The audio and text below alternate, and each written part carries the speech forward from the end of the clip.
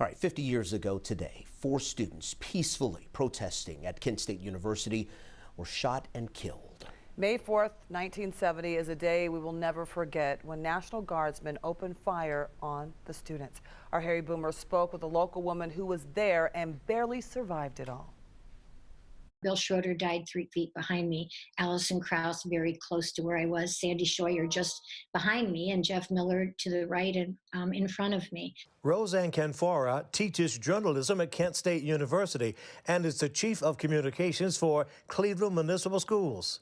She was involved in and narrowly escaped with her life during that infamous deadly shooting at Kent State back on May 4th, 1970. It was jarring to see just one troop, Troop G, turn at the top of that hill and lift their weapons. I saw the smoke from their guns before I even heard the first crack of gunfire. Her brother's roommate pulled her behind a parked car. That car was riddled with bullets.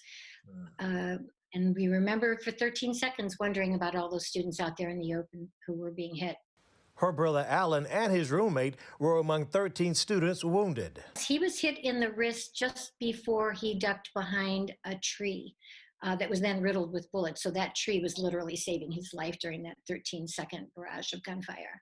Canfora was among the 24 students indicted and later exonerated for their roles during a weekend of protest against the Vietnam War. We had a president that called us bums, a vice president that likened us to Nazis and Klansmen, and then the Ohio governor likens us to thugs and hooligans, the worst type of people we harbor in America, and says to the National Guard, we're going to eradicate that problem.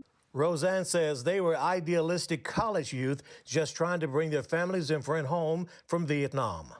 I just want understanding, because if we don't learn the right lessons from this, we will continue to see this kind of violence in America.